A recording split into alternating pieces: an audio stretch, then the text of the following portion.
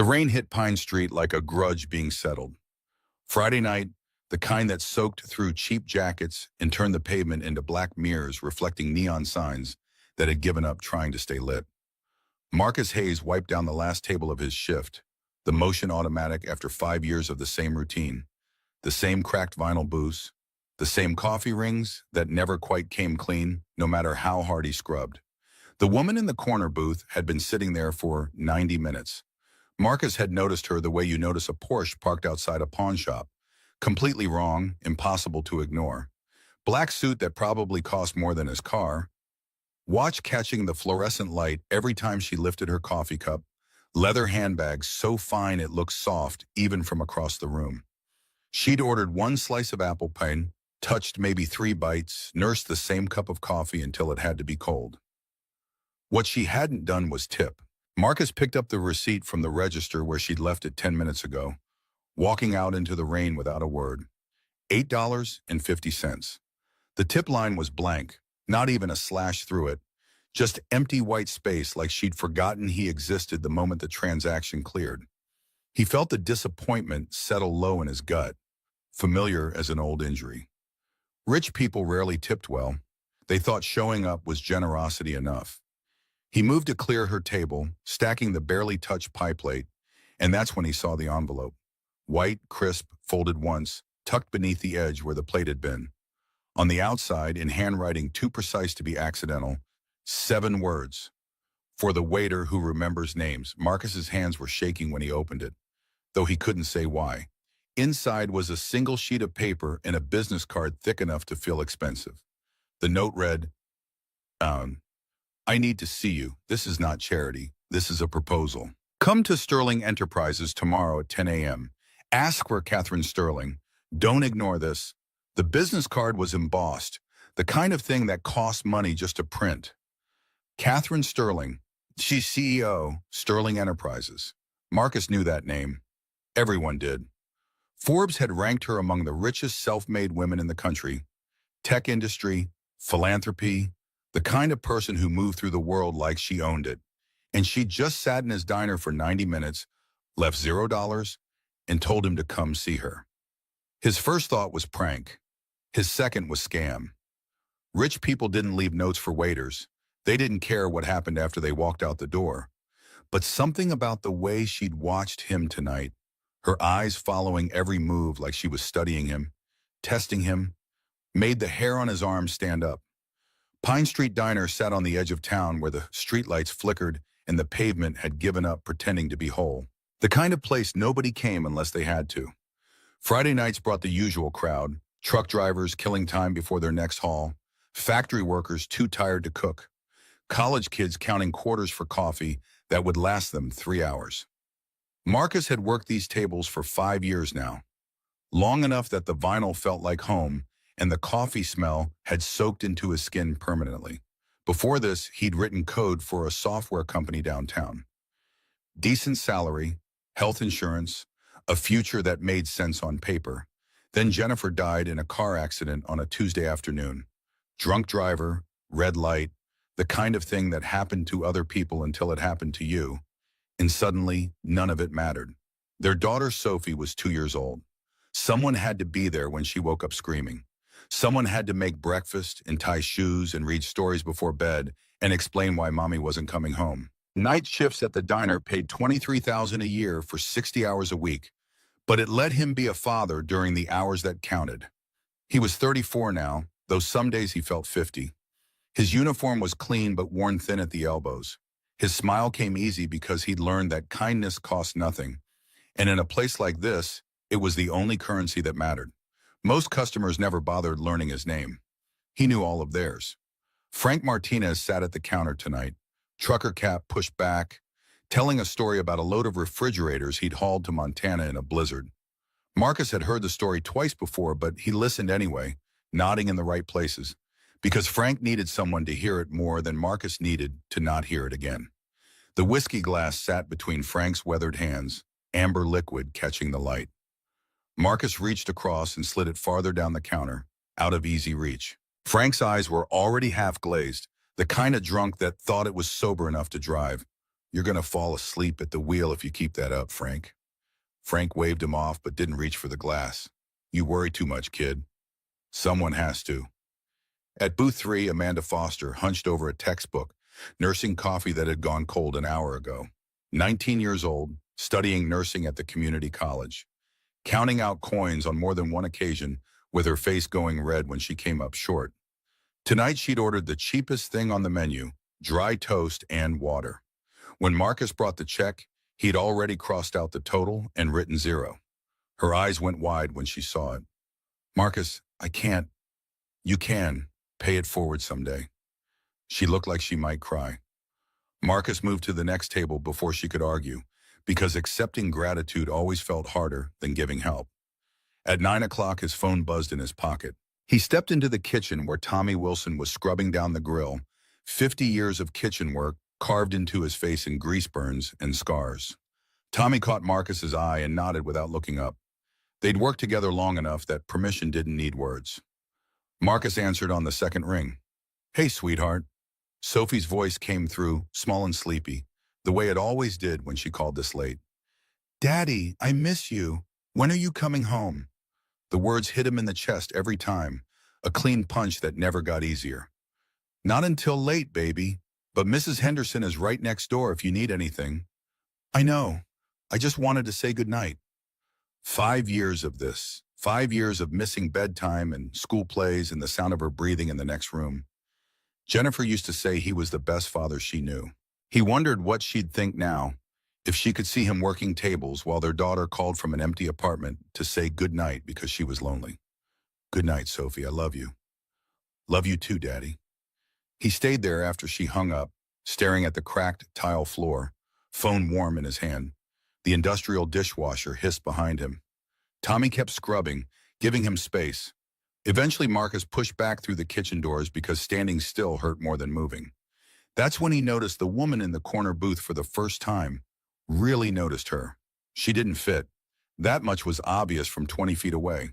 Her suit was black and sharp, the kind tailored to fit like a second skin. The watch on her wrist was understated but unmistakable. Marcus had seen enough luxury to recognize the real thing. Her handbag sat on the seat beside her arm, leather so fine it practically glowed under the fluorescent lights. She'd been sitting there for over an hour now, 1 cup of coffee, 1 slice of apple pie she'd barely touched. No phone in her hands, no book, no laptop, just sitting there, watching. Marcus had refilled her coffee twice, and both times she'd barely acknowledged him, just a slight nod, eyes moving past him like he was furniture. He approached with the pot again, forcing his customer service smile. Can I warm that up for you, ma'am? She looked up. Her eyes were dark and measuring, the kind that saw too much, processed too much, cataloged everything about you in the time it took to blink. 40-something maybe, though money had a way of hiding age. No wedding ring, no smile. Hope the coffee's warm enough for this cold night, ma'am. It's fine. Her voice was smooth, controlled, the kind that never wasted words or asked twice for anything. Marcus retreated. Something about her made him uneasy in a way he couldn't name. She didn't belong here and she knew it, but she stayed anyway, watching him move through his section like he was an exhibit at a museum. Across the diner, Frank was getting loud again, voice rising as the whiskey hit. Marcus caught his eye and Frank settled down, sheepish. At booth 3, Amanda was packing up her books, mouthing thank you one more time. Marcus waved her off. The woman in the corner watched all of it, her expression never changing. At 10:30, she stood and walked to the counter. Marcus met her at the register, suddenly aware of how his uniform smelled like fryer grease and how his shoes had a hole starting in the left sole. Just the coffee and pie? Yes. The total came to $8.50. She handed him a credit card without looking at him. No please or thank you, just the expectation that he'd know what to do. He ran it, gave her the receipt to sign. She signed it, left the merchant copy on the counter, and walked out into the rain. Marcus looked down at the receipt. The tip line was blank. $0, nothing. He'd expected it, but it still stung, the casual dismissal of it, the way she'd treated him like a vending machine. Insert card, receive coffee, walk away. He folded the receipt and moved to clear her table, and that's when he found the envelope. Inside was the note. Inside was the impossible. The rest of his shift passed in a haze. Marcus cleared tables and refilled coffee and smiled at customers while his brain tried to process what he'd just read. Catherine Sterling wanted to see him. A billionaire had left him a note. This is not charity. This is a proposal. The words repeated in his head like a song he couldn't shake. By the time he got home, it was 2:30 in the morning. The apartment was dark except for Sophie's nightlight, the little yellow star plugged into the wall that she'd had since she was a baby. He checked on her first, always first, standing in her doorway watching her sleep. She was curled around her stuffed rabbit, hair tangled on the pillow, breathing soft and even. 7 years old, and already she'd learned to fall asleep alone, to wake up in an empty apartment, to be brave when her father wasn't there. His phone buzzed. An email. He squinted at the screen, the brightness too sharp for this hour, and read it twice to make sure he understood. Subject: important update on tuition. Sophie's school was implementing a new enhanced learning program. Next semester's tuition was increasing from $1,200 to $1,800, a 50% jump, due in 6 weeks. Marcus's bank account had $340 in it, $340 between him and the next rent check, between him and groceries, between him and keeping the lights on. He did not have $1,800. He would not have $1,800.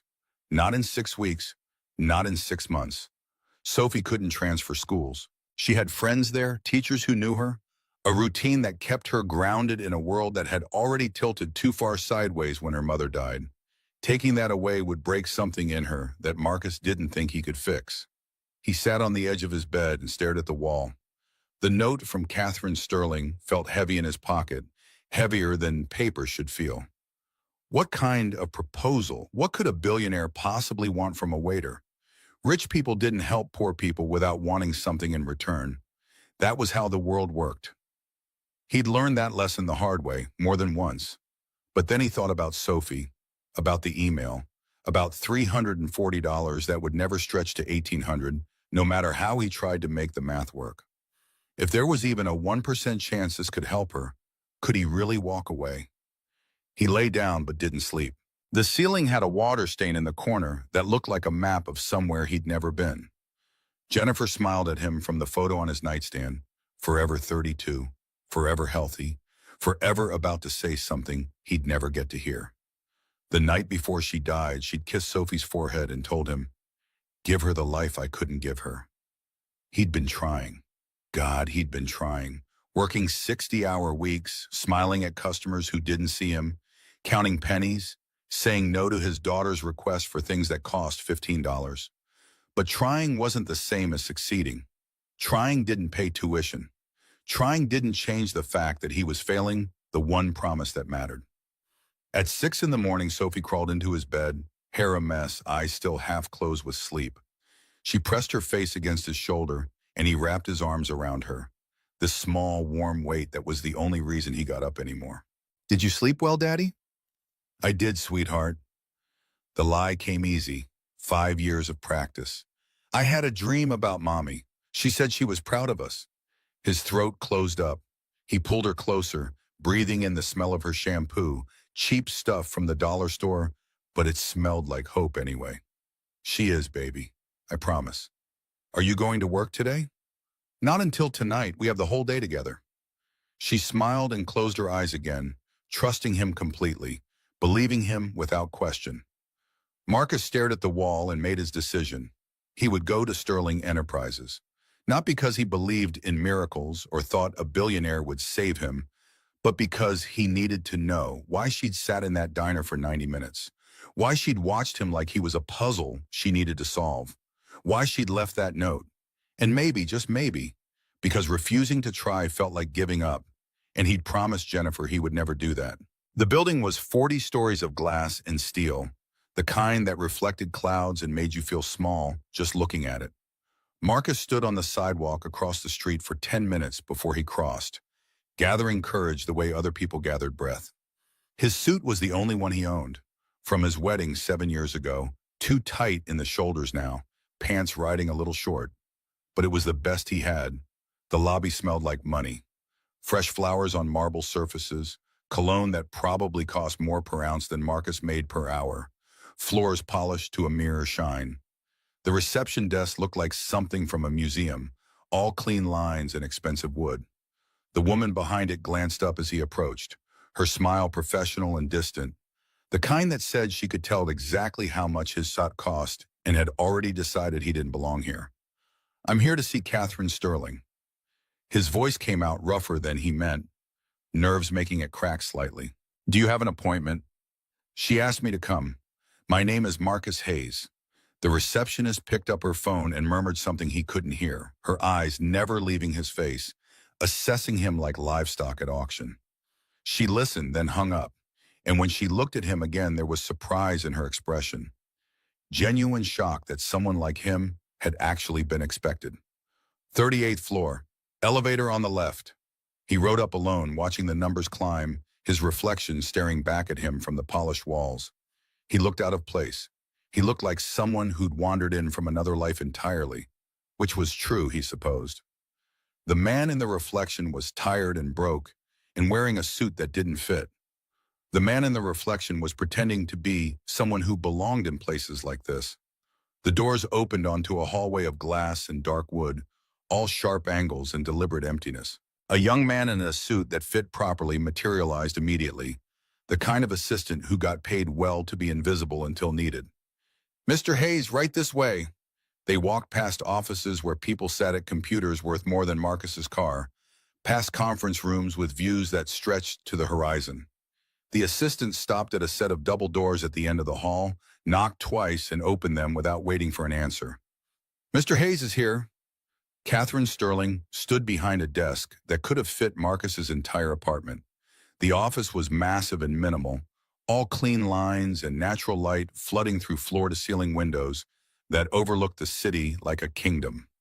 She wore a different suit today, charcoal gray, and her hair was pulled back in a way that made her look sharper somehow, more severe. "Thank you, David." The assistant nodded and left, closing the doors behind him with a soft click that sounded final. Catherine gestured to the chairs across from her desk. "Please sit." Marcus sat. She didn't, not immediately. Instead, she walked to a small table near the window where an expensive coffee maker sat, the kind that ground beans fresh, the kind Marcus had only ever seen in magazine ads. She made 2 cups in silence, each movement deliberate, and then brought them both to the desk and sat across from him. It was strange watching a billionaire pour coffee like it was normal. He'd expected her to have someone do it for her. Expected her to have someone do everything for her. "Thank you for coming. I wasn't sure you would." Marcus wrapped his hands around the cup. It was warm and solid and real, grounding him in a room that felt like a dream. "With all due respect, Miss Sterling, why am I here? And why the $0 tip?" She took a sip of her coffee, set it down carefully. "The tip was a test. I needed to see how you'd react to being overlooked." Something hot flared in his chest, anger rising fast and sharp. "You tested me? Like some kind of experiment?" "Yes." She didn't look away, didn't apologize. "And you passed. You didn't curse me, didn't complain to your coworkers, didn't even frown. You said thank you and wished me a good night." Marcus stood up, chair scraping against the floor, loud in the quiet room. "I don't know what kind of game this is, but I'm not interested." "It's not a game." Her voice stayed level, controlled, like she'd expected this exact reaction. "Sit down, please." He stayed standing, pulse hammering in his throat. "I came here because I thought maybe you needed something, that maybe this was real, but you're just bored. You wanted to see what the poor waiter would do when you insulted him." Catherine stood as well, meeting his eyes across the desk. She was tall, he realized, almost his height. "I need someone who treats people with dignity regardless of their status. I've been looking for months. I watched you for an hour last night. The way you handled the drunk driver, the college girl who couldn't pay, the phone call with your daughter. You were kind when no one was watching. That's rare. So you insulted me to prove a point? I tested you to make sure you're real." She walked around the desk, closer now, and Marcus caught the scent of her perfume, something subtle and expensive that probably had a French name. "I'm offering you a job, community outreach director for a project I'm launching. $75,000 a year, full benefits, and a scholarship for your daughter at one of the best private schools in the state. The number hit him like a physical thing, stealing his breath. $75,000. He made $23,000 working 60-hour weeks, came home smelling like fryer grease with $340 in his bank account and no way to pay his daughter's tuition. $75,000 was a different life. $75,000 was everything. What do you want from me? The words came out quieter than he intended, all the fight draining out of him in the face of that impossible number. I'm just a waiter. I don't have a degree in community outreach. I don't have connections. What could I possibly do for you? Catherine picked up a folder from her desk, held it out to him. You've been there. You know what it's like to work 2 jobs and still come up short, to smile at people who don't see you, to make choices no one should have to make. I need someone who won't treat struggling families like charity cases, someone who will see them as people. Marcus took the folder, opened it with shaking hands. Inside were documents, spreadsheets, photographs of families that looked like his, tired, broke, trying. The header on the first page read, Second Chances Initiative, a program for single parents in difficult circumstances, job training, placement assistance, childcare support, educational grants for their children. The budget was in the millions. You want me to run this? I want you to help build it, to make sure it actually helps people instead of just making me feel good. She sat back down, gestured for him to do the same. You have 3 days to think about it. If you say yes, you start in 2 weeks. Marcus closed the folder. This is too much. There has to be a catch. The catch is that you'll work harder than you have ever worked, that you'll carry the weight of knowing families are depending on you, that you'll have to make decisions that affect real lives. She leaned forward, elbows on the desk. If that sounds easy, then you're not the right person. He wanted to say yes. God, he wanted to say yes so badly it hurt. Sophie's school bill, the overdue electric, the car that needed new brakes. $75,000 would change everything. But nothing was free. Not like this. Not from people like her. I need to think about it. Catherine nodded once. 3 days. You have my number. Marcus left the folder on her desk and walked out.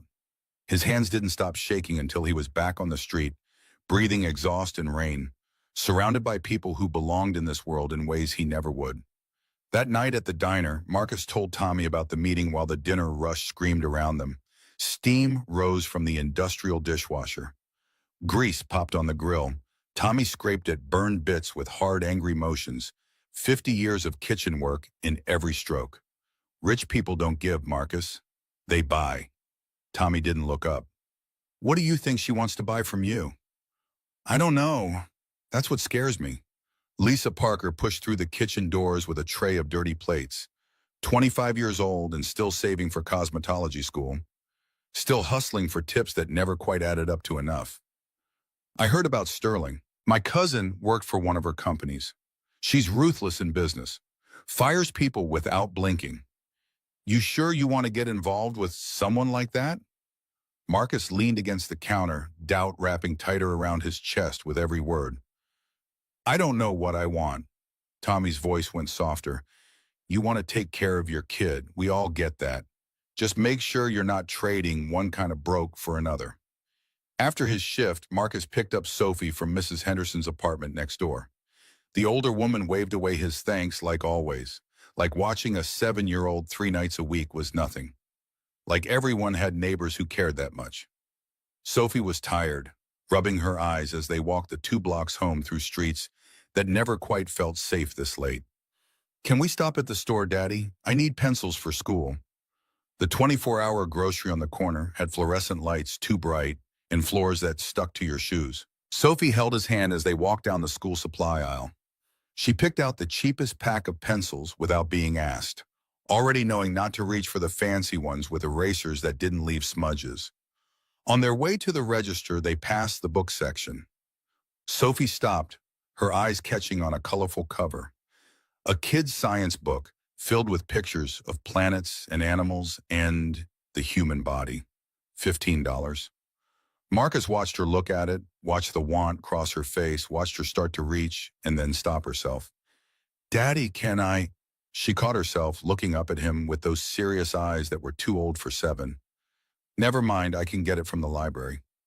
Marcus looked at the book, looked at his daughter's face, looked at the way she'd already learned not to ask, had already internalized the mathematics of poverty that said wanting things cost too much. His heart broke in a way that was becoming familiar, a clean fracture that never quite healed before breaking again.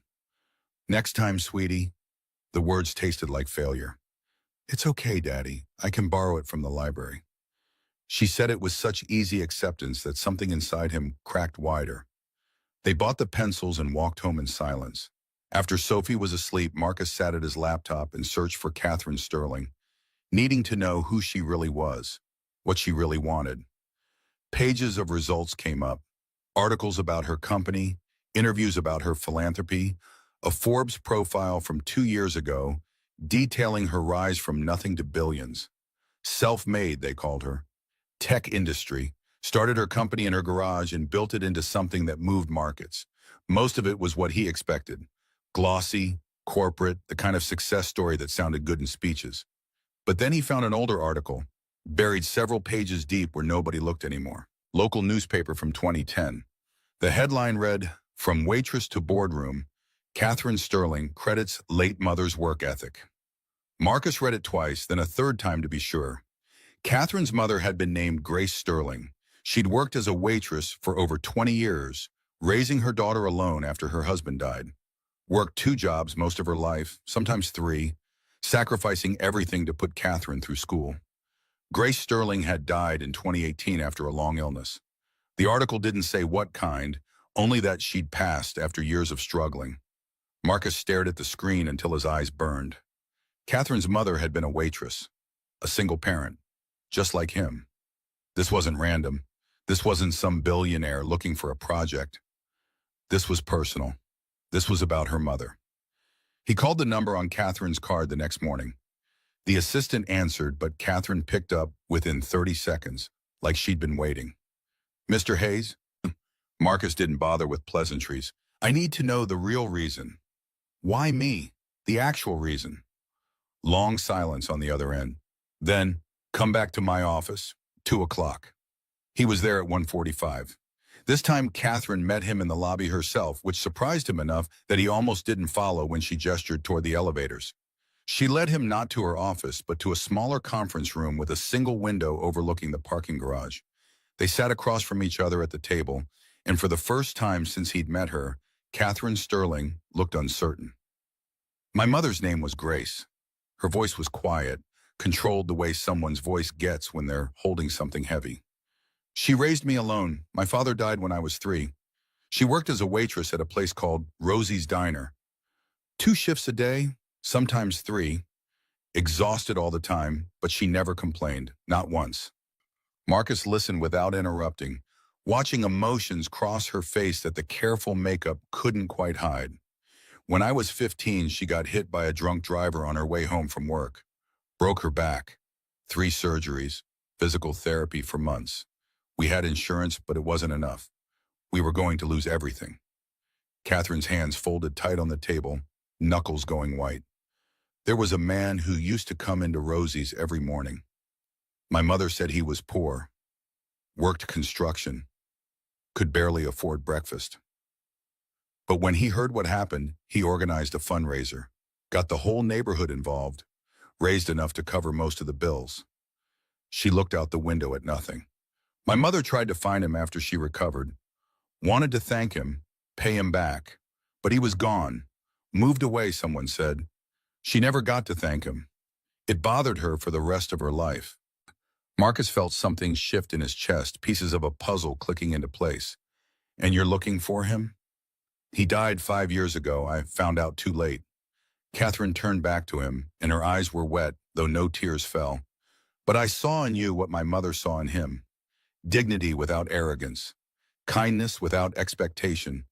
She used to say he always remembered her name, even though she was just the woman who poured his coffee. You do the same thing. You see people.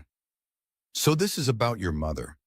This is about honoring what she valued, what she taught me. Catherine's voice went firm again. The emotion locked back down where it couldn't show. I'm not choosing you because you're poor. I'm choosing you because you're good. There's a difference. Marcus wanted to believe her, wanted it so badly he could taste it, sweet and dangerous as poison. But belief had burned him before. What if I fail? What if I'm not good enough? My mother wasn't good enough by society's standards, never finished college, worked minimum wage her whole life. Catherine leaned forward, but she was good. That's what matters. He sat with that for a long moment, turning it over in his mind, testing it for holes. I need to talk to my daughter. Of course. That night, Marcus made Sophie her favorite dinner, macaroni and cheese from a box with hot dogs cut up in it, the kind of meal that cost $3 and made her smile like he'd given her the world. After they ate, he sat her down on their worn couch and pulled her into his lap. Sophie, I need to talk to you about something important. She looked up at him with Jennifer's eyes, serious and trusting. Okay, Daddy. He told her about the job offer, about the money, about the school, kept it simple, watched her face for any sign of worry or fear. She listened without interrupting, nodding in the places that made sense to her. Would we have to move? No, baby. Same apartment, same neighborhood. Would you still work at night? No, I'd work during the day. I'd be home for dinner every night.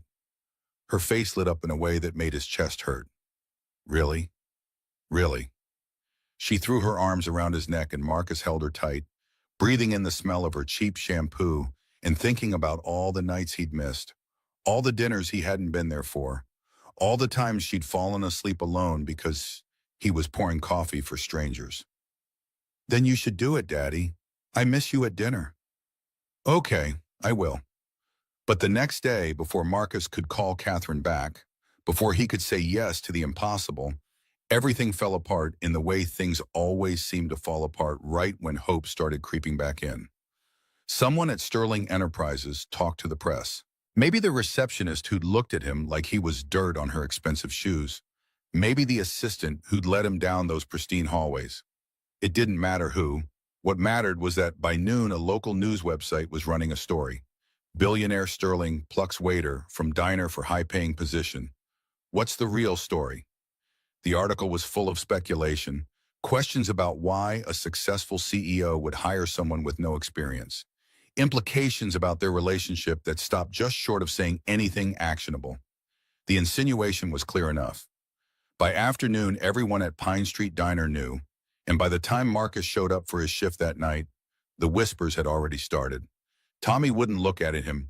That was how Marcus knew it was bad. Tommy, who'd worked beside him for 5 years, who'd covered his shifts when Sophie got sick, who'd never judged him for anything. Tommy kept his eyes on the grill like the burgers required his complete attention. Lisa gave him sad, pitying glances from across the diner.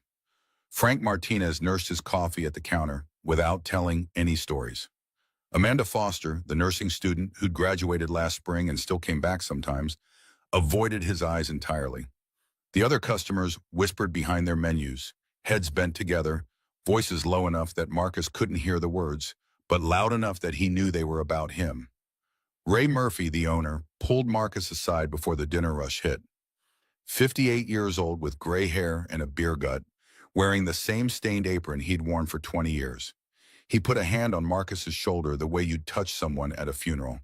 Marcus, I don't know what's going on with you and that woman, but be careful. People are talking. There's nothing going on. It's just a job. Ray's expression said he didn't believe that for a second. I believe you, son, but the world's not kind to people who rise too fast. Just watch yourself. The worst part came at 7 o'clock. Marcus was refilling coffee when his phone rang. Sophie's school, the number he'd learned to recognize with dread because it never brought good news. He stepped into the back hallway, away from the customers and the noise, pressing the phone to his ear. Ms. Peterson's voice came through careful and concerned, the tone teachers used when they had to deliver bad news to parents who were already struggling. Some of the kids at school had heard their parents talking. They'd been teasing Sophie all day, calling her dad names Marcus had to ask her to repeat because he didn't understand them at first. Gold digger, sugar baby. They were saying he was sleeping with Catherine Sterling for money. that he was using her, that he'd sold himself for a fancy job he didn't deserve. Sophie was 7 years old. She didn't understand the words, but she understood the venom behind them, the way her friends had turned on her, the way the other parents looked at her now like she was contaminated. Marcus left work early for the first time in 5 years. Ray didn't argue. Mrs. Henderson met him at the door when he got home. Sophie's small form visible behind her, face red and blotchy from crying.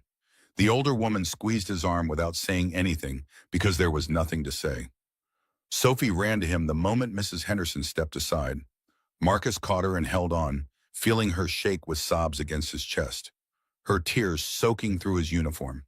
She was too young for this, too young to understand why people were cruel, why the world punished you for things that weren't your fault, why trying to climb out of poverty meant everyone around you wanted to push you back down. "Daddy, why are the kids being mean? They said you did something bad. Did you?" The question hit him harder than any insult could have. Marcus pulled back enough to look at her face, at Jennifer's eyes staring up at him full of confusion and hurt. "No, baby, Daddy didn't do anything wrong." "Then why are they saying those things?" "Because people don't always understand, but it's going to be okay." Sophie's lip trembled. "I don't want you to take the new job if it makes people mean." That was it. That was the line. Marcus could handle people talking about him, could handle the looks and the whispers and the judgment, but watching his daughter suffer because he dared to hope for something better, that was too much. The money wasn't worth her dignity. Nothing was worth that. After she fell asleep, he called Catherine. The number rang twice before she picked up, her voice alert despite the late hour. "Mr. Hayes." His voice came out tight, controlled only by force of will. "I can't do this." "Marcus, listen. I can't let my daughter suffer because of me. The money isn't worth her dignity." He was standing in his kitchen, staring at nothing, one hand gripping the counter hard enough to hurt. "I'm sorry, I can't." He hung up before she could respond, sat down at his table in the dark, and felt like he'd failed everyone. Jennifer, Sophie, even Catherine somehow. But Sophie came first. She had to come first. That was the only rule that mattered. At 8 in the morning, someone knocked on his door. Marcus opened it to find Catherine Sterling standing in his hallway looking completely out of place in her expensive coat and heels, surrounded by peeling paint and the smell of mildew that never quite went away no matter how much he scrubbed. "Can I come in?" He let her in because he didn't know what else to do. Catherine looked around his apartment, the second-hand furniture he'd bought from thrift stores, the toys scattered on the floor, the water stain on the ceiling he couldn't afford to fix, the whole tiny space that represented everything he'd been able to give his daughter, which wasn't much. Sophie was eating cereal at the small table, still in her pajamas, hair uncombed. She looked up when Catherine walked in, eyes going wide with surprise. "Who's that, Daddy?" "This is Miss Sterling. She's—" Marcus didn't know how to finish that sentence. Catherine walked over and crouched down next to Sophie's chair, so they were at eye level. She pulled something from her bag, the science book from the grocery store, the one Sophie had wanted, the $15 Marcus couldn't afford. Sophie's eyes went huge. "How did you know?" "Your dad told me you liked science. I thought you might like this." Catherine's voice went soft in a way Marcus had never heard before, gentle and careful, and Sophie looked at Marcus, uncertain. He nodded. She took the book carefully like it might break if she held it wrong. "Thank you." The words came out barely above a whisper. Catherine stayed crouched there, still meeting Sophie's eyes. "Your dad is the bravest man I know. He said no to a lot of money because he loves you. He wanted to protect you. That's what real fathers do." Sophie's lip trembled again, fresh tears starting. "But the kids at school said—" "The kids at school don't know what they're talking about." Catherine's voice went firm without being harsh. "My mom was like your dad. She worked hard. People looked down on her sometimes. But I was proud of her. And you should be proud of your dad. He's a good man. Don't let anyone tell you different." Sophie nodded, tears running down her cheeks. Catherine stood and turned to Marcus. Something had changed in her expression, a hardness around her eyes that hadn't been there before. "I'm handling the newspaper. They'll print a retraction by tomorrow." Her voice was back to business mode, crisp and controlled. I've already called Sophie's school. If any child harasses her again, there will be consequences. My lawyers are sending a letter to the principal today. Marcus started to thank her, but she held up a hand, stopping him. But you were right to say no. The admission seemed to cost her something. I pushed too hard, too fast. I was so focused on the program, I didn't think about what it would cost you personally. She sat down at his table, suddenly looking tired in a way that expensive makeup couldn't hide. My mother used to say good intentions without wisdom cause harm. I'm sorry, Marcus. I put you and Sophie in an impossible position. Marcus sat down across from her, surprised by the honesty. Catherine Sterling, billionaire CEO, admitting she'd made a mistake. Truth is, I've launched 3 other initiatives before this one.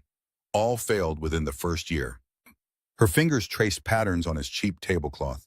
Because I hired people with perfect resumes who didn't understand the work, who treated it like a charity project, not real people. You're the first person I've met who actually lives this, and I almost destroyed it by being careless. What are you saying? Catherine looked up at him. I'm saying I need to do this differently. Not a job offer, a partnership. You run the program your way. I provide resources, but we start small, 3 families, not 50. 6-month pilot. Prove the concept works before scaling. You work from home the first month, so we're not making you a target. And you keep working at the diner as much as you want. That's not weakness. That's wisdom. Marcus listened, hearing something different in her voice now. Respect, maybe, or recognition that she couldn't do this without him any more than he could do it without her. Salary starts at $45,000 for the pilot phase. Still double what you make now, but not flashy enough to invite comments. If the pilot succeeds, full 75, and we scale up. No scholarship for Sophie yet. That comes after we've proven this works. You earn everything. No shortcuts, no favors. She leaned forward, elbows on his table. This way, when people question you, you'll have results to show them. Not just my money, real outcomes. It was different. It was defensible. It was something Marcus could explain to Tommy and Ray and Frank without feeling like he was accepting charity. Why are you really doing this? Catherine was quiet for a long moment. Because my mother died thinking she never repaid that man's kindness. It haunted her every single day. I have resources she never had, and I'm not going to waste them. But I also can't do this without someone who understands. She gestured around his apartment. Someone who lives in a place like this and still helps people. Sophie had been quietly reading her new book, but she looked up now. Daddy, Miss Catherine said you're brave. Are you going to be brave now? Out of the mouths of children, Marcus looked at his daughter, at Catherine, at the second-hand furniture and water-stained ceiling that represented his life. At Jennifer's photo on the wall, forever smiling, forever asking him to give their daughter better. 3 conditions. Catherine straightened. Name them. 1, full transparency. Every decision, every dollar, I know where it goes. Marcus counted on his fingers. 2, if at any point this affects Sophie negatively, I walk. No questions, no debate. 3, we start with 3 families, not 5. I want to do this right, not fast. Catherine considered, then extended her hand across the table. Deal. They shook. Her grip was firm, warm, surprisingly calloused for someone who lived in a tower. Sophie clapped from her chair. Does this mean you'll be home for dinner, Daddy? Marcus pulled her onto his lap. Every night, baby.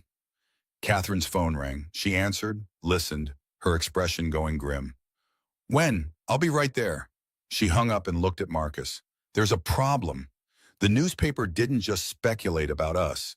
They're running a follow-up story tomorrow. They found someone at the diner who claims they saw us arguing. They're spinning it as a relationship dispute.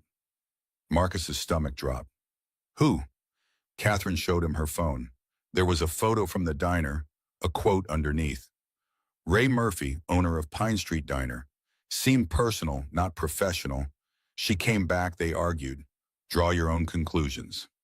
Marcus went to the diner immediately. Catherine insisted on coming, which made it worse somehow. The billionaire CEO in her expensive coat walking into this shabby place where he'd spent 5 years of his life, where everyone would see them together and believe the worst. Ray stood behind the counter, wouldn't meet his eyes.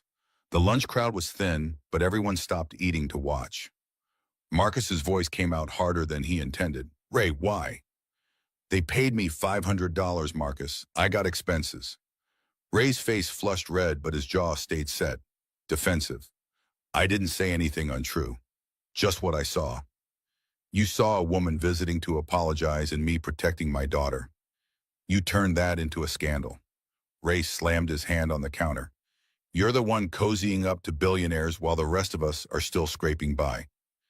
You get to leave, go work in some tower downtown. What about us? What about the people still here?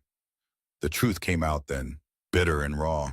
Ray's diner was losing money, had been for years. $500 was too much to turn down. But more than that, jealousy, resentment, the feeling of being left behind. Marcus realized with sudden clarity that this wasn't just about money.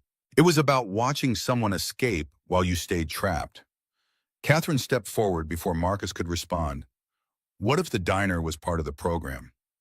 Ray looked at her like she'd spoken a foreign language. What?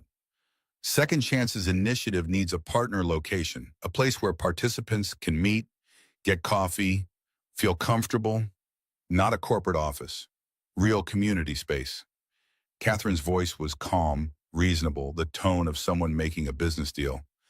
I'll pay rent for conference room use, $2,000 a month, and will encourage participants to eat here, bring their families, more customers for you. She looked at Marcus. If that's okay with you.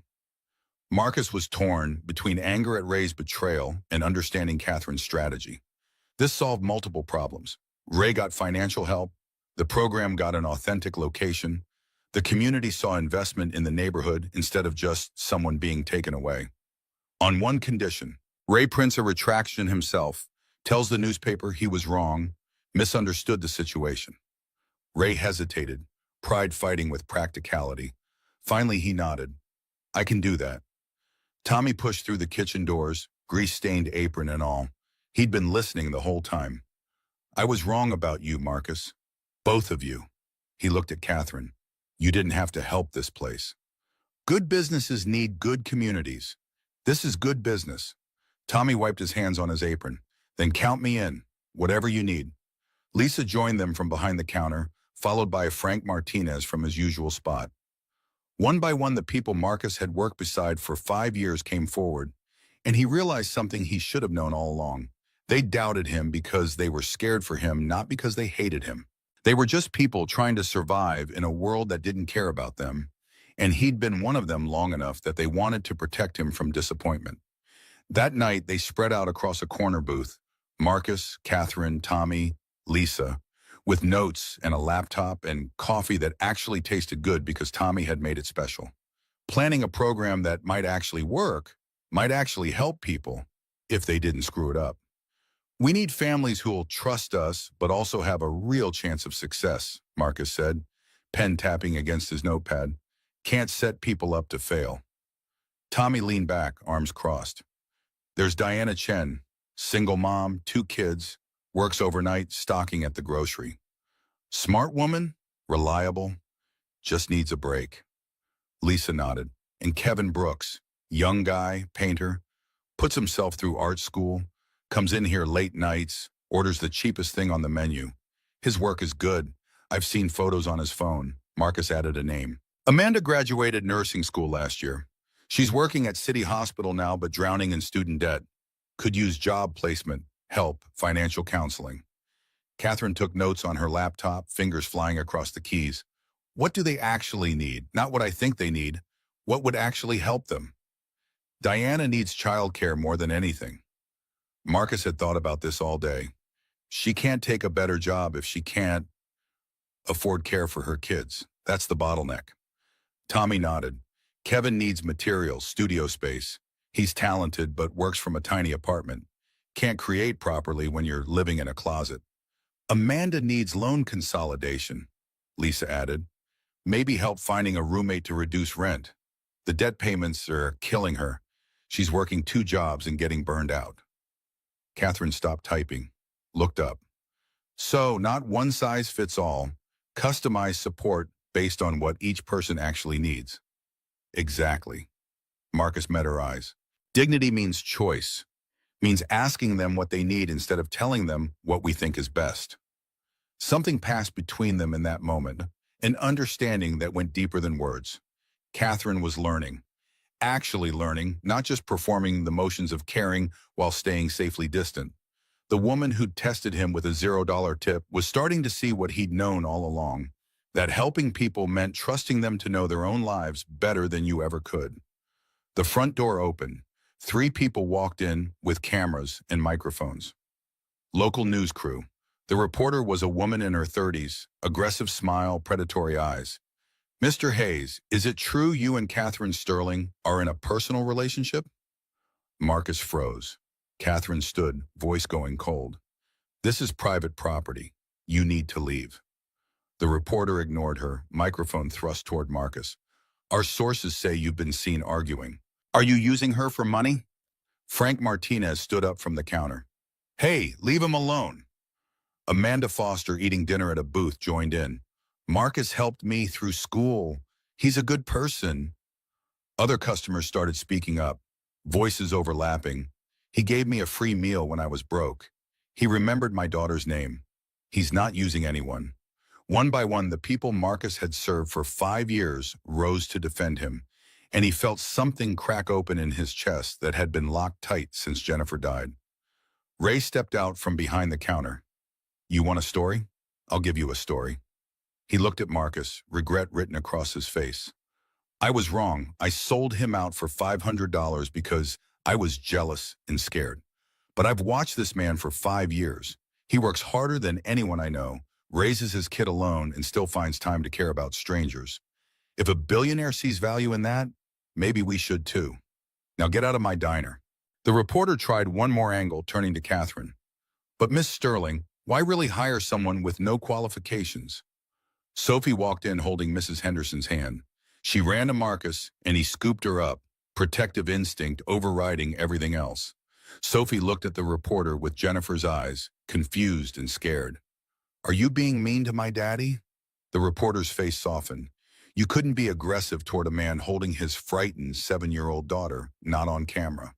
"No, sweetie, we're just talking."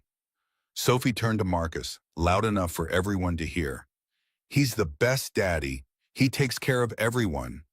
The reporter lowered her microphone. "I think we have what we need." They left. Marcus stood there holding his daughter while the diner applauded, and for the first time since Jennifer died, he didn't feel alone anymore. Catherine watched it all from the booth, something shifting in her expression. Later, after Sophie had gone home with Mrs. Henderson and the dinner crowd had thinned, she pulled Marcus aside. "You have something I can't buy." "What?" "Trust, real relationships, community." She looked around the diner at the people who'd defended him. "I can write checks. You can change lives. Together, maybe we actually do this right." "When do we start?" "Monday. Small office space above the diner. Ray's offering it. Nothing fancy, just a desk, phone, filing cabinet. You work there during the day while Sophie's at school. I check in twice a week. We find our 3 families, prove it works." Marcus looked at the diner, at the community that had rallied around him, at Catherine standing there in her expensive coat in the middle of his world trying so hard to understand it. At Sophie's photo on his phone, smiling and safe. At Jennifer's memory whispering that maybe it was okay to try again. "Okay, let's do it." The office above the diner was dusty and small, with one window overlooking the parking lot and a space heater that rattled when it ran. Marcus cleaned it himself on Sunday, scrubbing floors and wiping down the donated desk Ray had found in storage. Catherine arrived Monday morning with a laptop, a printer, and boxes of folders, looking out of place in her tailored suit surrounded by peeling paint and old plumbing. Not exactly Silicon Valley. Marcus plugged in the space heater. "No, it's better. It's real." They spent the first week setting up systems, learning nonprofit regulations, writing procedures for intake and support. Catherine taught him the business side, budgets, metrics, reporting requirements. Marcus taught her the people side, how to listen instead of solve, how to wait instead of fix, how to trust someone's assessment of their own needs even when you thought you knew better. Diana Chen came in on Wednesday. 32 years old, 2 kids, 8 and 5, Worked overnight, stocking shelves at the grocery for $24,000 a year. She sat across from Marcus at the desk, arms crossed, defensive. Why help me? What do you want? Nothing. Just want to see you succeed. Diana's eyes narrowed, searching for the trap. People don't do nice things for free. I know how that feels. Marcus leaned back in his chair. What do you need, really need, not what you think I want to hear? Something in his voice must have convinced her because Diana's shoulders dropped and tears started. Childcare. I can't take a day job without it. And teeth fixed, lost 2 molars, can't afford the dentist. I'm embarrassed to smile in interviews. Marcus made notes. Okay, what else? That's it. Just those 2 things and I could get out of this hole. She wiped her eyes. I want to do medical billing. There's a 10-week course at the community college. If I could take that, get my teeth fixed, have someone watch my kids, I could make $42,000 a year at the hospital. That's everything. He spent the next 3 days setting it up, partnered with a local dental practice willing to do pro bono work for program participants, found a child care co-op, group of single moms watching each other's kids on rotating schedules, enrolled Diana in the medical billing course, evening classes so she could still work. Total program cost, $3,500. Timeline, 10 weeks to a new job. Kevin Brooks came in Friday, 25 years old, working construction to pay for art school, living in a studio apartment so small he had to move his bed to paint. Marcus visited him there, saw canvases stacked against walls, cityscapes, portraits, real life rendered in colors that made you feel things you didn't have words for. These are incredible. Why aren't you selling them? Kevin laughed bitter. No one knows I exist. Can't afford gallery space or the time to make enough work to show. Construction pays bills, but by the time I get home, I'm too tired to paint. Marcus negotiated with a local gallery. The owner's daughter had been helped by a program like this years ago, she remembered. They'd show Kevin's work, 60-40 split with Kevin getting the larger share. The program would pay Kevin $800 a month for 6 months to reduce his construction hours. More time to paint, more work to sell, a chance to build reputation. Total cost, $4,800. Amanda Foster he knew already. Now an RN at City Hospital making $48,000 a year but drowning in $85,000 of student debt. Payments so high she worked 2 jobs and was getting burned out, seriously considering quitting nursing entirely. Marcus connected her with a debt consolidation nonprofit. They negotiated her payments down to manageable levels. The program covered 3 months of rent to give her breathing room. She dropped the second job, started focusing on nursing again. Her mental health improved. She became a better nurse. Total cost, $4,500. 3 people, $12,800. 3 months. The work was harder than Marcus had imagined. 10-hour days of phone calls and meetings, learning regulations, building partnerships, tracking outcomes. Catherine came by twice a week to review progress, and each time she stayed longer, asked better questions, listened more carefully. But she was still learning, still making mistakes born of privilege and good intentions colliding with reality. In week 8, Diana called Marcus crying. Catherine had upgraded her apartment without asking. Nicer place, better school district, $1,200 a month rent. Signed a 1-year lease. Thought she was helping. I can't afford this after the program ends. Diana's voice was panicked over the phone. She locked me into a lease I'll never be able to pay. What happens in 6 months when the support ends? Marcus felt rage build in his chest, hot and immediate. He'd been afraid of exactly this. Catherine wielding money like a hammer, solving problems without understanding that solutions could become new problems if you didn't think past your own good intentions. He stormed into Sterling Enterprises without calling first, past the reception desk where they knew him now, up to the 38th floor, into Catherine's office without knocking. We need to talk, now. Catherine looked up from her computer, startled. What happened? You gave Diana an apartment she can't afford, a lease she'll be trapped in when our support ends. You took away her choice, her control over her own life. You turned help into a cage. Catherine stood defensive. I gave her a better home, a safer neighborhood, better schools for her kids. You gave her stress. Marcus's voice rose, control slipping. She was fine in her old apartment. It was affordable. She needed childcare and job training, not expensive rent. This is exactly what your mother would hate. Catherine stopped, face going pale. What did you say? Marcus's voice went quieter but no less intense. Your mother worked her whole life barely making ends meet. What would she say about putting someone in an apartment they can't afford? About making them dependent on your money, on your continued generosity? She'd say you learned nothing from watching her struggle. Catherine sat down slowly, something breaking in her expression. She'd say I'm doing exactly what hurt her, making people feel small by trying to make their lives big. Silence filled the office. Catherine stared at her hands, and when she looked up, her eyes were wet with tears that didn't fall. I'm sorry, I thought I was helping. I thought I understood, but I just threw money at the problem because that's what I know how to do. Marcus pulled out a chair, sat down across from her.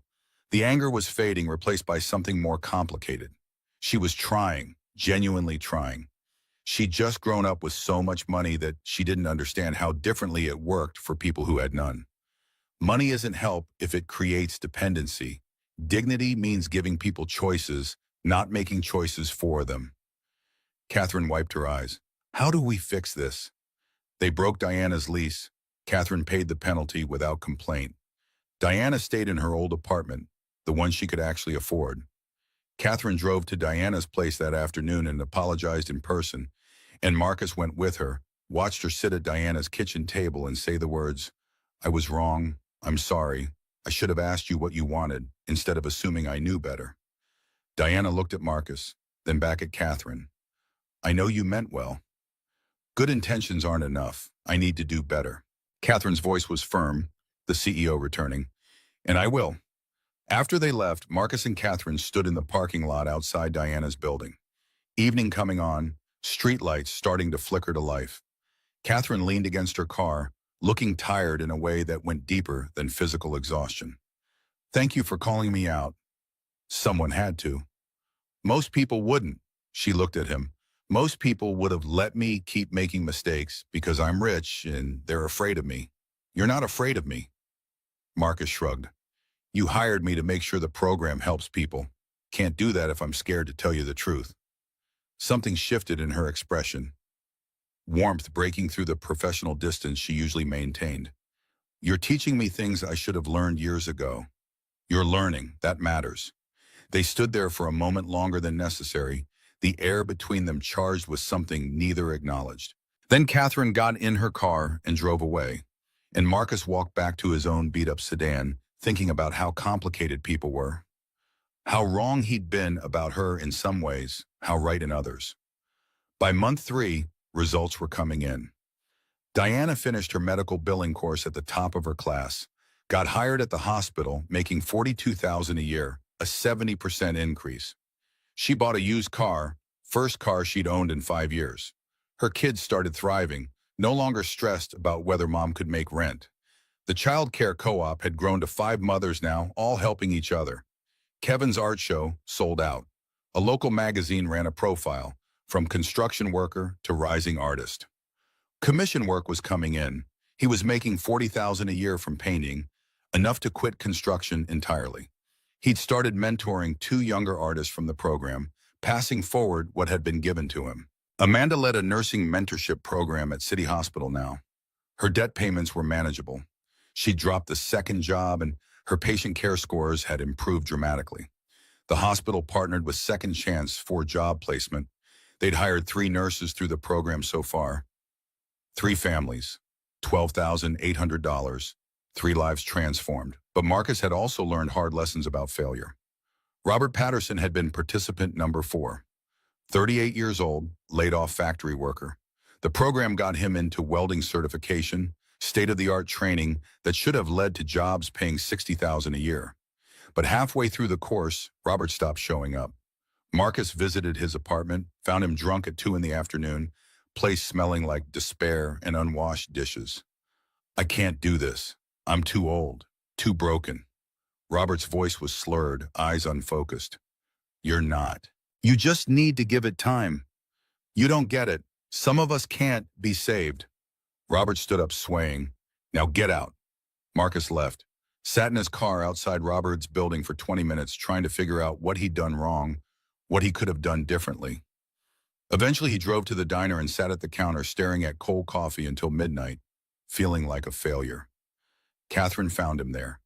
She didn't say anything at first, just sat down beside him and waited. I lost one. I know. I did everything right. Why didn't it work? Catherine was quiet for a long time. Because people have free will. You can't save everyone. You can only offer the chance. Robert has to want it. You can't want it for him. But my whole job is helping people. You are, but helping isn't controlling. You're learning what I learned with Diana's apartment. We can't force outcomes, only create opportunities. She put her hand on his arm, brief contact that felt like an anchor. You gave Robert a chance. He chose not to take it. That's not your failure. That's his choice, and you have to respect it even when it hurts. Marcus looked at her hand on his arm, at the genuine compassion in her eyes, and felt something shift between them. She wasn't just his boss or his partner. She was becoming something else. Friend, maybe, or something he wasn't ready to name yet. Someone who understood the weight he carried, who didn't try to make it lighter, but just sat with him in the darkness until morning came. 2 months later, Catherine's quarterly board meeting was approaching. She'd been funding the pilot from her discretionary budget, but scaling the program required board approval. That meant presenting results, defending expenditures, convincing 12 wealthy board members that this was worth millions of dollars. They were in the office above the diner, going over metrics, when Catherine closed her laptop and looked at him with worry in her eyes for the first time since they'd met. When will you tell them about the program? Next week. Board meeting is Thursday. They're not going to like it. Catherine shook her head. They care about ROI, return on investment. How do I quantify what you've done? Put Diana's smile in a spreadsheet? Measure Kevin's newfound confidence in dollars? Marcus leaned back in his chair. Then maybe you're using the wrong metrics. That's what I'm afraid of. She stood, walked to the window, stared out at the parking lot. If they say no, if they refuse to fund this, then we find another way. She turned to look at him. You'd keep going even if they cut us off? Too many people counting on this now. Marcus stood, joined her at the window. We don't stop. We just figure out a new path. Sophie's voice drifted up from downstairs. She was visiting after school, doing homework at the counter while Tommy watched her. Catherine smiled at the sound. Your daughter's right, you know. You never give up. Learned it from her mother. They stood there at the window, close enough that Marcus could smell her perfume, feel the warmth radiating from her. The moment stretched, loaded with things neither of them knew how to say. Then Catherine stepped back, professional distance reasserting itself like a shield. I should get back to the office. Prep for Thursday. After she left, Marcus sat down at his desk and stared at the wall, trying not to think about the way his pulse had quickened when she stood close, the way he'd wanted to reach out and touch her hand, the way Jennifer's photo smiled at him from his wallet like she was giving permission he wasn't ready to ask for. 3 months into the pilot program, Catherine started showing signs Marcus should have recognized sooner. Dark circles under her eyes that makeup couldn't hide anymore, weight dropping from her already slim frame, hands trembling slightly when she poured coffee. She was running Sterling Enterprises and overseeing the pilot simultaneously, 90-hour weeks that would break anyone eventually. Marcus cornered her in the office above the diner on a Tuesday afternoon. When's the last time you actually slept? Catherine didn't look up from her laptop. I'll sleep when the board approves the program. You're going to collapse before then. I'm fine. But her voice lacked conviction, and when she reached for her water glass, she knocked it over instead, reflexes too slow, coordination failing. Thursday morning, the day of the board meeting, David called Marcus at 7 a.m. Catherine had collapsed in her office an hour earlier. Paramedics had taken her to Mercy General. Exhaustion, dehydration, blood pressure spiking dangerous levels. They were keeping her overnight for observation. Marcus grabbed Sophie and drove to the hospital. Catherine was awake when they arrived, propped up in bed with an IV in her arm, looking smaller somehow, without her armor of expensive clothes and perfect composure. Sophie ran to her bedside. Miss Catherine, are you okay? I am now, sweetheart. Catherine's voice was weak but genuine. Then her eyes found Marcus and panic flashed across her face. The meeting. Forget the meeting. No, the board will kill the program if I'm not there. She tried to sit up, winced, fell back against the pillows. They've been waiting for an excuse. Then I'll go. Catherine stared at him. You're not authorized. Then authorize me. This program is as much mine as yours. Marcus moved closer to the bed. You built the framework, but I've been running it for 3 months. I know every family, every outcome, every dollar spent. If anyone can defend this, it's me. Catherine looked at him for a long moment, something vulnerable showing through that he'd never seen before. Then she picked up her phone and called David. Tell the board Marcus Hayes will present in my place. Give him full authorization. Yes, I'm sure. Do it. 2 hours later, Marcus stood outside the Sterling Enterprises boardroom wearing his wedding suit. Still too tight, still too short, still the best he had. 12 board members waited inside, average age 60, average net worth $50 million. People who'd never worried about rent or groceries or whether their kid could afford pencils. He walked in and they looked at him like he was a janitor who'd wandered into the wrong room. Robert Blackwell, the chairman, had silver hair and eyes like ice chips. Mr. Hayes, this is highly irregular. Miss Sterling is hospitalized. I'm here to present the Second Chances Initiative. Marcus's voice came out steadier than he felt. We weren't informed of any initiative. Blackwell glanced around the table, seeing his confusion mirrored. She's been running this off the books? Using her discretionary fund, the pilot has been operational for 3 months. Jennifer Walsh, the CFO, leaned forward, 52, sharp as broken glass, wearing a suit that probably cost more than Marcus made in a month. How much has been spent? $12,800 on 3 participants over 90 days. That's over $4,000 per person. What's the return on investment? Marcus felt his temper rising but kept his voice level. ROI isn't measured in quarters when you're changing lives. It's measured in futures that wouldn't exist otherwise. That's not how business works, Mr. Hayes. Thomas Chen, another board member, spoke up. 58, venture capitalist, reputation for ruthlessness. What are your qualifications exactly? I was a waiter before this. Stunned silence. Then actual laughter from 2 members. Chen's expression hardened. And Miss Sterling put you in charge of a company initiative. What were you doing? Serving her coffee? The implication was clear. Ugly. Marcus's hands clenched, but he forced them to relax. She put someone who understands poverty in charge of fighting poverty. Revolutionary concept, I know. He pulled out his laptop, projected the screen onto the boardroom wall. Photos appeared. Data. Testimonials. Diana Chen, single mother of 2, was making 24,000 stocking shelves overnight. The program provided childcare support and job training. She now makes $42,000 as a medical billing specialist. She started a childcare co-op that serves 5 families. Generated approximately $12,000 in additional city tax revenue this year. Next slide. Kevin Brooks, artist, was working construction 60 hours a week. The program gave him studio access and a temporary stipend. He's now self-sufficient at $40,000 annual income from commission work. He mentors 2 younger artists from the program. Next slide. Amanda Foster, recent nursing graduate, drowning in debt, working 2 jobs, burning out. The program connected her with debt consolidation. She now focuses on nursing full-time and leads the mentorship program at City Hospital. 3 nurses hired through our placement partnership. Blackwell cut him off. Lovely stories, but Miss Sterling wants to scale this to $2.5 million in year 1. That's potentially 200 people at your current cost. What happens when they fail? When they relapse? When they waste our money? Marcus closed the laptop. Then we learn from it, like we learned from Robert Patterson, who dropped out of welding certification.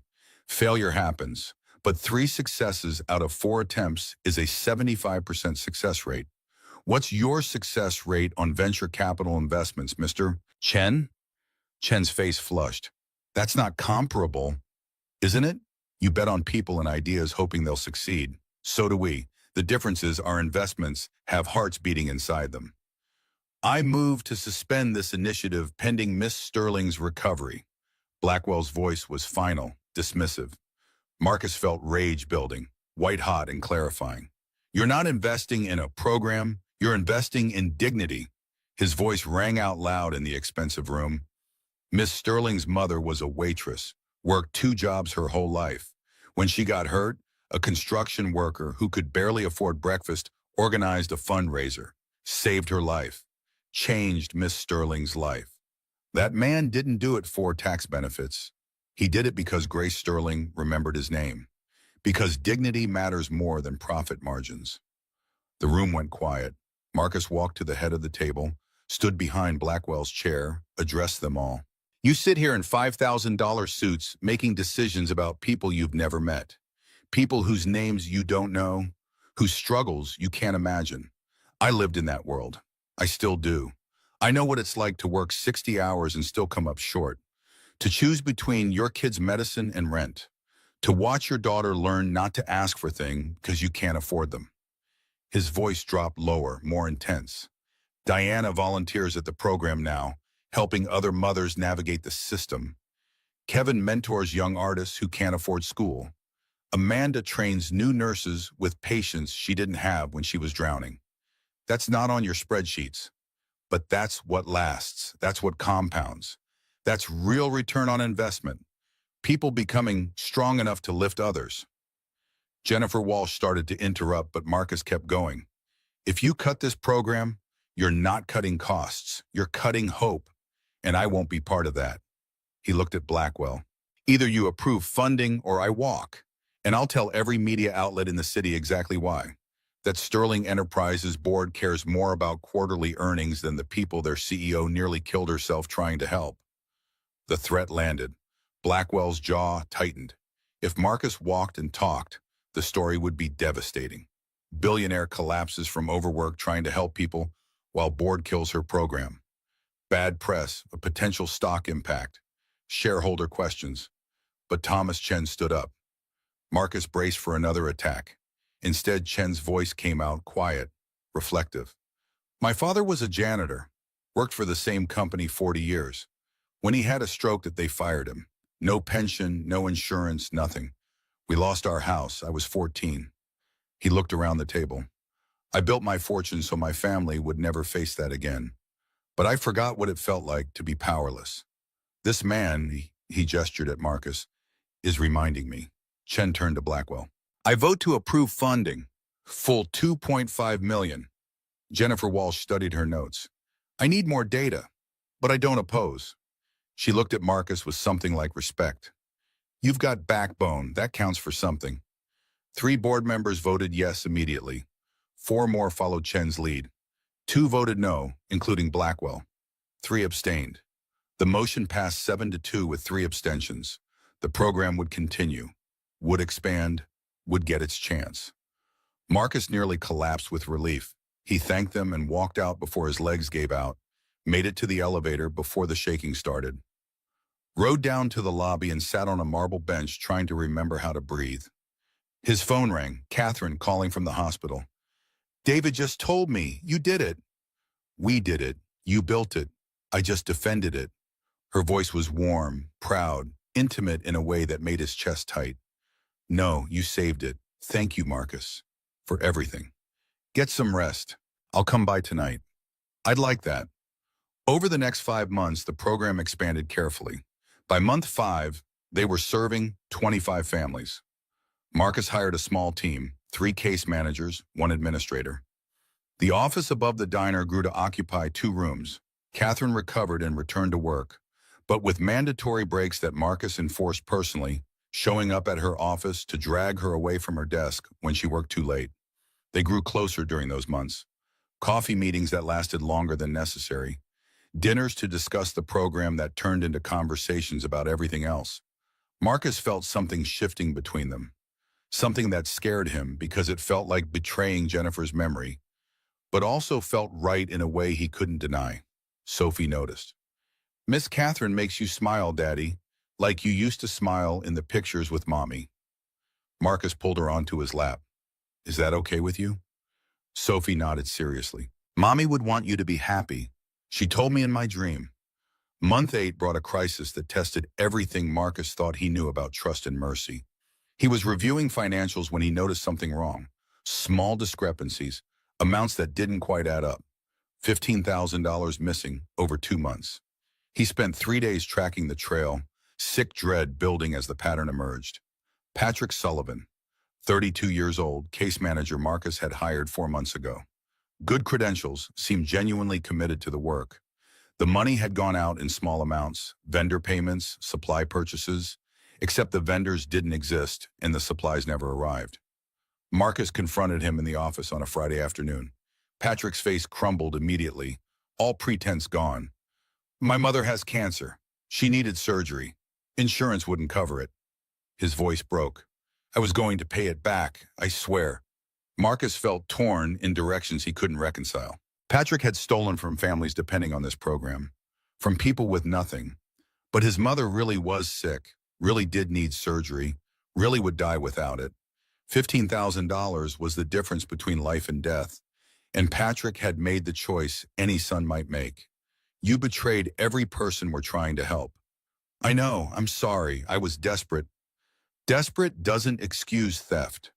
Marcus stood up, started pacing the small office. "You could have come to me, we could have figured something out. Instead, you stole from people who have less than you do." He called Catherine.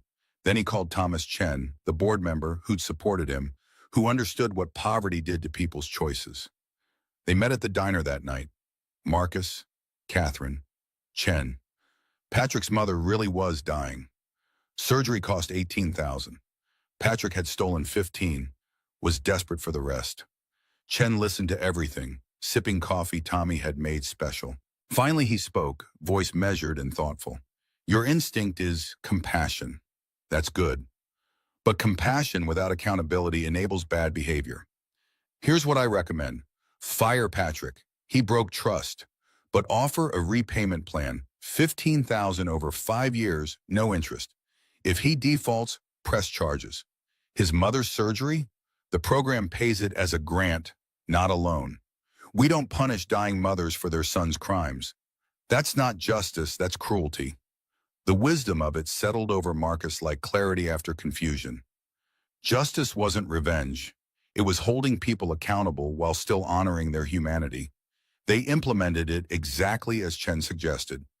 Patrick was fired, devastated but accepting the terms. His mother's surgery was scheduled and paid for, $18,000 from program funds.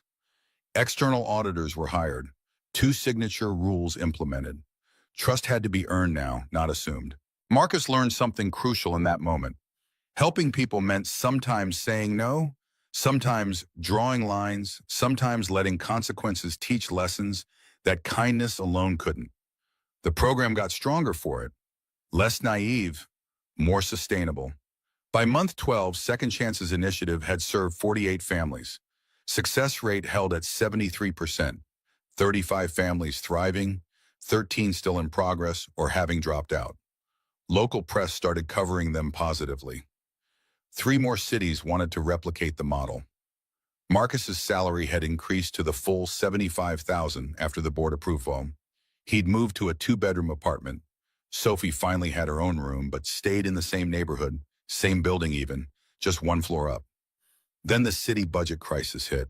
Municipal deficit, social services getting cut, nonprofits losing funding.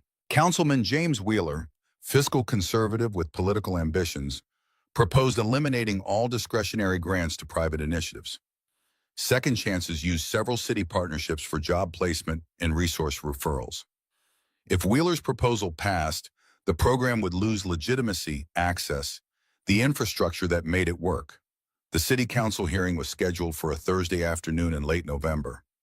Marcus would have to testify, defend the program publicly, convince 12 council members that this was worth saving. Catherine couldn't come. Conflict of interest, Sterling Enterprises did business with the city. She'd be seen as buying influence. Marcus went alone. City Hall was all marble columns and faded glory, built in an era when cities still believed in grandness. The council chamber held 200 people, media cameras in the back, audience packed with residents who'd come to fight for their own causes. Marcus sat in the front row in his wedding suit. He'd finally bought a new one that fit, using his own money, a symbol of how far he'd come, palms sweating despite the better fit. Wheeler spoke first, laying out his proposal with charts and graphs and cold efficiency. Cut all private program funding, save $800,000 annually, redirect it to essential services. He never used words like charity or handout, but the implication was there in every slide. Private initiatives were inefficient, wasteful, feel-good programs that didn't deliver results. Then he looked directly at Marcus. We have Mr. Hayes here from Second Chances Initiative, a program run by Billionaire Sterling and a former waiter. They want us to believe they're changing lives. Let's hear what they have to say. Marcus walked to the podium. 12 council members stared down at him from their raised platform. 200 people watched from the audience. Cameras rolled. This was the moment everything could fall apart. Councilman Wheeler is right about one thing. I was a waiter, still work one shift a week at Pine Street Diner because I don't want to forget where I come from. His voice came out steady, stronger than he felt. But he's wrong about private initiatives being inefficient. He pulled out printed sheets, distributed them to the council. Second Chances Initiative has a 73% success rate. The city's job training program, 40%. We spend $8,700 per participant annually. The city spends $12,000 for worse outcomes. The difference? We see people as individuals, not statistics. We customize support instead of forcing everyone into the same box. Wheeler leaned forward. That's an unfair comparison. Is it? Let me introduce you to real people, not statistics. Marcus gestured to the audience. Diana Chen, please stand.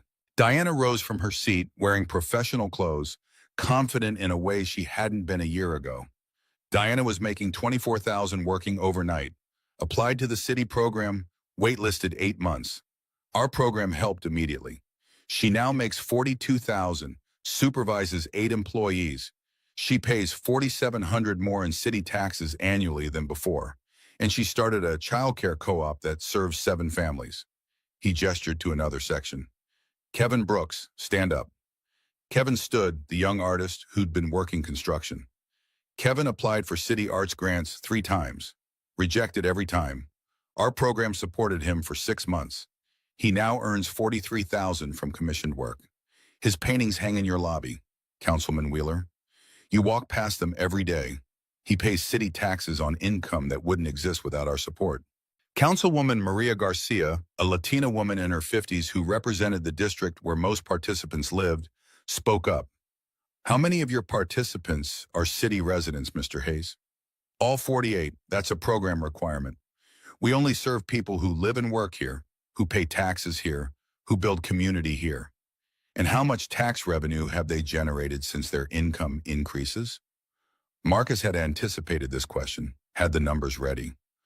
Approximately $94,000 in additional city taxes this year. The program received $25,000 in city partnership grants. We've generated nearly 4 times that amount in new revenue, and that's just year 1. As these families continue to thrive, that revenue compounds annually. The math hit hard. You couldn't argue with numbers that clear. Several council members were nodding, scribbling notes. But Wheeler wasn't done. What about failures? What about the ones who quit, who waste resources, who prove these feel-good programs don't actually work? Marcus took a breath, steadied himself. We've had 13 participants who didn't complete the program. Robert Patterson was one. Couldn't finish welding certification due to struggles we couldn't overcome. We tried to help, but he wasn't ready. That hurt. Still hurts. His voice went quiet, genuine. But failure is part of any investment, Councilman. Your own business ventures have failed sometimes. You don't stop investing because some bets don't pay off. You learn from failures and improve the model. This isn't venture capital, isn't it? Marcus's voice rose, passion breaking through. You're betting taxpayer money that your programs will help people. So are we.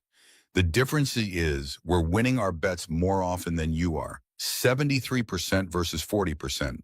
Those numbers don't lie. He moved away from the podium, addressing the entire chamber now. His voice went softer, more personal. My wife Jennifer died 5 years ago. Drunk driver, red light, gone in an instant. The EMTs who came, they tried everything. The nurses at the hospital, they fought for her. She died anyway, and I don't blame them. They did their best with the resources they had. His eyes found Amanda in the audience, standing in her nursing scrubs. But if we keep cutting programs that help people like Amanda Foster stay in their jobs, if we keep dismissing ordinary people as inefficient or unworthy, then who's going to be there next time? Who's going to save your wife, your daughter, your mother when they need help? Who's going to show up when everything falls apart? The chamber went completely silent. Even Wheeler had no response. Marcus let the silence stretch, let the question hang in the air, where no one could ignore it. Maria Garcia picked up her papers. I have another question, Mr. Hayes. How many of your participants have gone on to volunteer or mentor others? Marcus smiled. 28, Diana's childcare co-op, Kevin mentoring young artists, Amanda training new nurses. They're not just taking anymore. They're giving back, building community, making this city stronger. Garcia looked at her fellow council members. Seems to me a program that generates 4 times its cost in tax revenue, while also creating volunteers and mentors, is exactly the kind of partnership the city should be expanding, not cutting. Another council member spoke up, David Kim, who represented the downtown district. I move to continue city partnerships with all qualifying private programs, with Second Chances Initiative as the model for evaluation criteria.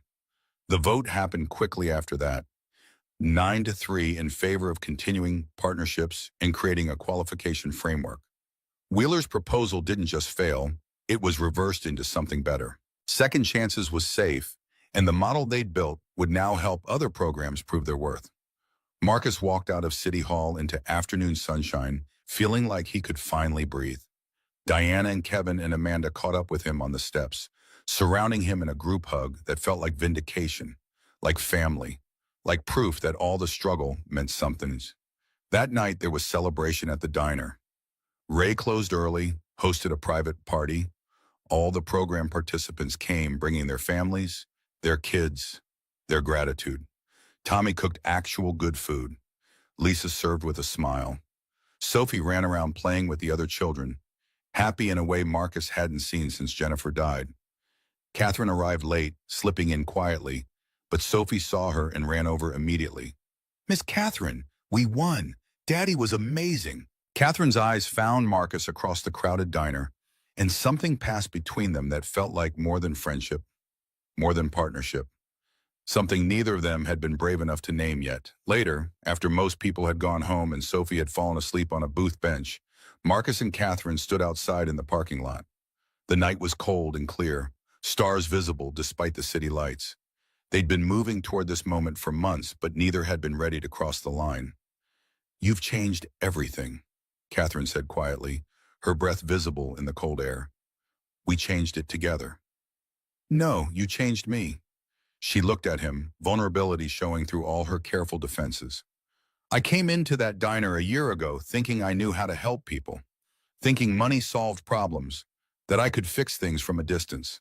You taught me that dignity matters more than dollars, that listening matters more than solving, that real change happens slow, with patience, with trust earned, not assumed. Marcus moved closer, close enough to see the flecks of gold in her dark eyes. You taught me it's okay to need help, that accepting support isn't weakness, that starting over doesn't mean forgetting what came before, just making room for what comes next. I haven't been able to stop thinking about you, Catherine whispered. Haven't been able to imagine my life without you in it anymore. I know, me neither. Marcus reached up, touched her face, felt her lean into his hand. But I need you to understand, Sophie comes first, always. And Jennifer, his voice caught, Jennifer will always be part of who I am. I know, I wouldn't want it any other way. Catherine covered his hand with hers. I'm not trying to replace her. I'm just hoping there's room for me, too. Marcus thought about Jennifer, about the promises he'd made, about the photo that still sat on his nightstand. And he felt, for the first time since she died, like she was giving him permission. Like she'd want this for him, like moving forward didn't mean leaving her behind. He kissed Catherine in the parking lot of Pine Street Diner, and it felt like beginning again. Like second chances weren't just for other people, like Maybe broken hearts could heal if you were brave enough to try. 18 months after that first Friday night with the $0 tip, Marcus was working his regular shift at the diner. He'd kept his promise, one night a week, every Friday, no matter how busy the program got. It was his anchor, his reminder that success didn't mean forgetting where you'd come from. The program now served 90 families across the city. 3 other cities had launched their own versions using the Second Chances model. Marcus had a team of 12. Catherine had cut back to 60-hour weeks and looked healthier than she had in years. Sophie was in 3rd grade, thriving, confident in ways that made Marcus's heart swell. She called Catherine by her first name now, had stopped asking when they were getting married, and started just assuming they would. Marcus and Catherine had moved slowly, carefully, honoring both Jennifer's memory and Sophie's needs. But last month, Catherine had finally stayed over for the first time, and Sophie had come running out of her room in the morning yelling, "You're still here!" with such joy that both adults had started crying. Tonight the diner was quiet, the Friday rush having passed. Frank Martinez sat at the counter finishing his coffee, telling a news story Marcus hadn't heard before about a load of furniture he'd delivered to Seattle. A young woman in booth 3 was studying for finals, counting coins for coffee, her face going red when she came up short. Marcus brought her the check already marked 0. "Someone paid it forward for you. Just do the same someday." She looked up with tears forming. "Really? Thank you so much. I really needed this tonight." "I know the feeling. Study hard." Then Marcus noticed the young man in the corner booth, mid-20s, clothes stained with paint. Not house paint, but the kind artists used, vibrant colors dried into the fabric. He'd been sitting there an hour with 1 cup of coffee, staring at the menu with the careful attention of someone counting every dollar. Marcus brought the coffee pot over. "Long day?" "Yeah, working 3 jobs, trying to save for art supplies. Can't afford the good stuff, you know? But the cheap paint doesn't layer right, doesn't last." The young man's voice was exhausted but still held passion when he talked about his work. "I know someone who might be able to help with that." Marcus pulled out a card, the program's card now, professional, legitimate. "Come by Monday. We have a program that helps artists." The young man took the card like it was something precious. "Is this for real?" "It's real. Just give us a chance to see your work." When the man asked for his check, $2.50 for the coffee, Marcus picked it up. "This one's on me. Someone paid it forward for me once. Now I'm paying it forward to you." The young man's eyes went wet. "I don't know what to say." "You don't have to say anything. Just keep creating. The world needs what you make." After he left, Marcus cleared the table and turned to find Catherine sitting in the corner booth, the same booth where she'd sat that first night, where everything had started. Coffee and apple pie, just like before, but this time she was smiling. "You know, most people would say you're enabling him." Marcus sat down across from her, something he'd never have dared that first night. Now it felt natural, right? Like coming home. "Most people don't understand that sometimes a $2 coffee and a kind word means someone sees you, remembers your name, treats you like you matter." Catherine reached across the table, took his hand. The engagement ring he'd given her 3 weeks ago caught the light, modest by her standards, everything by his, chosen together because they were building something new that belonged to both of them. "I know, you taught me that." She stood to leave, placing bills on the table, 250s like always, the ritual they'd kept, with a folded note underneath. Marcus picked it up and read, "Still the best investment I ever made. Love you.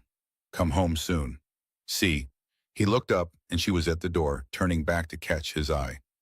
"Sophie's waiting up. She wants to show you her science project. Something about the life cycle of stars. The book you bought her is still paying dividends." Catherine smiled. "Best $15 I ever spent." Then softer, "See you at home." Marcus stood there holding the note, feeling the weight of the past and the promise of the future balanced perfectly for the first time since Jennifer died. He put the $100 in the team tip jar where it would be split tomorrow. Kept the note in his pocket next to the original one, the one that had started everything. This is not charity. This is a proposal. Sophie would be waiting at Catherine's penthouse. Their penthouse now, though Marcus still couldn't quite believe he lived in a place with a doorman and a view of the whole city. His daughter and the woman he loved, both proof that second chances were real, that dignity mattered more than money, that some tips changed everything. Tomorrow he'd meet the young painter at the office, see if they could help him the way they'd helped Kevin and 40 other artists. Tonight he was going home to his family, the old one he'd lost and the new one he'd found, both living together in his heart without contradiction. Outside, the rain had stopped. The streets were quiet. Marcus locked up the diner and walked to his car, still modest, still reliable, still his. He thought about that first night, standing at the same door in the rain with a mysterious note in his pocket and no idea his whole life was about to change. Some tips weren't measured in dollars. Some tips changed lives. And some tips kept changing them, rippling outward in ways you could never predict, from stranger to stranger to stranger, forward through time, forever multiplying, never ending, always becoming more. He got in his car and drove home to Sophie and Catherine, to the life he'd built from broken pieces, to the second chance he'd almost been too afraid to take. The note in his pocket felt warm. Tomorrow would bring new families to help, new challenges to face, new chances to pass forward what had been given to him. But tonight he was just going home, and that was everything. Word count, 6,000 pounds, part 3 final, complete, adherence, exact outline, climaxes 4 total, board, embezzlement, resolution, city council, romantic resolution, quotes, 6+ embedded, ending, single integrated resolution, timeline, clear markers, character consistency, fixed Amanda age issue, no double ending, epilogue naturally integrated.